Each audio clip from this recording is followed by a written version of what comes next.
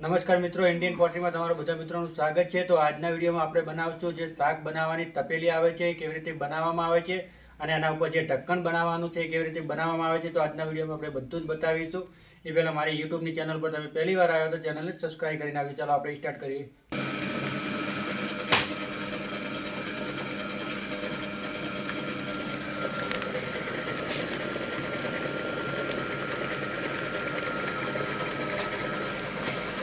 મિત્રો આપણે પહેલાં બનાવી લઈએ સરસ મજાની શાક બનાવવાની તપેલી, અને હાંડી પણ બોલવામાં આવે છે। તો કેવી રીતે બનાવવામાં આવે છે આપણે જોઈ લઈએ।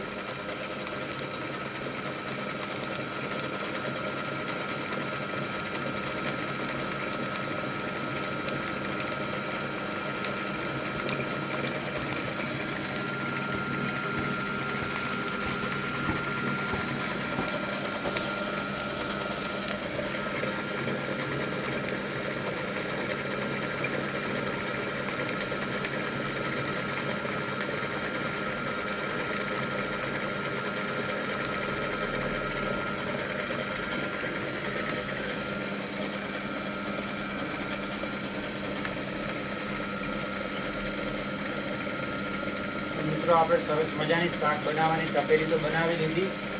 તો હવે આના પર આપણે એક સરસ મજાનું ઢક્કન બનાવવાનું છે। તો ચલો આપણે એ પણ જોઈ લઈએ ઢક્કન કેવી રીતે બનાવવામાં આવે છે।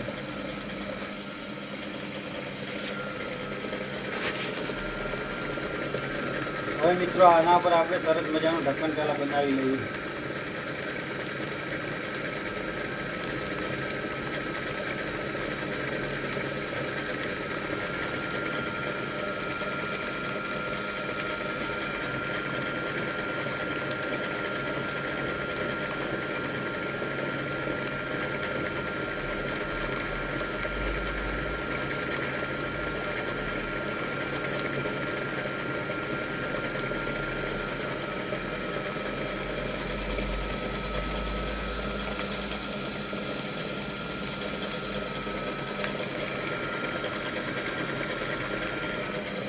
તો આપણે સરસ મજાનું તે તપેલી ઉપર ઢાંકવાનું ઢક્કન પણ બનાવી દીધું છે। તમે અહીંયા જોઈ શકો છો ફિશ ટુ ફિશ બે, પણ અત્યારે આપણે ઉપર લગાવીને તો ચોંટી જાય છે, અને એ કારણે આપણે ઉપર ઢાંકીને બતાવી નહીં શકતા તમને। તો હવે મિત્રો આપણે બનાવવાનું છે જે દહીં પોટ આવે છે। તો દહીં મેળવવા માટેનું જે દહીં પોટ બોલે છે ને, તો એ દહીં પોટ કેવી રીતે બનાવવામાં આવે છે તો એ પણ આપણે જોઈ લઈએ।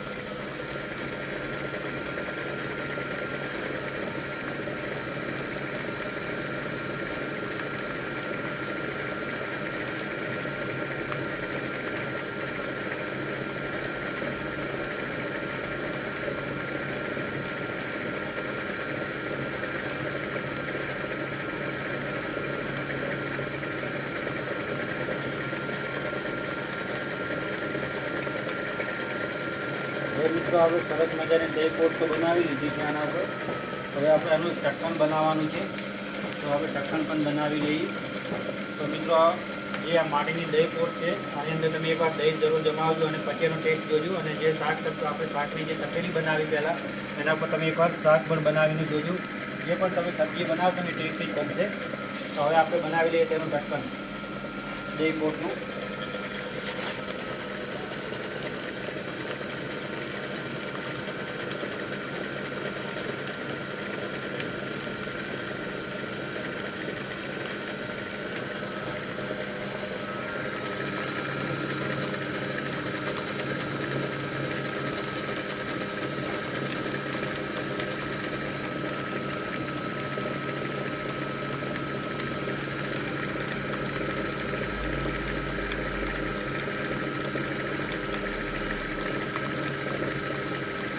તો જે આપણે પહેલાં ઢક્કન બનાવ્યું હતું એ નીચે તેની બેઠક હતી, આની ઉપરથી પકડવાની બેઠક છે। તો અલગ અલગ ડિઝાઇનમાં અલગ અલગ ઢક્કન આપણે બનાવીએ છીએ।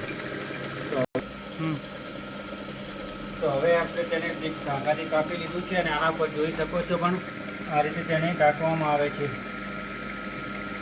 તો અત્યારે જે પણ માટીનું બધું વાસણ લીલા છે, એકદમ ઢીલા હોય છે, એટલે આપણે એના ઉપર ઢાંકી નથી શકતા। તો આ રીતે માટીના વાસણ અલગ અલગ પ્રકારમાં બનાવવામાં આવે છે। હવે આપણે જોઈ લઈએ સરસ મજાનો જે ચોરસ કુરડો આપણે બોલીએ છીએ, જે તમે નાનું માટલું, નાની કુરડી, કુરડો જે પણ બોલતા હોય અલગ અલગ ભાષામાં બધું બોલવામાં આવે છે।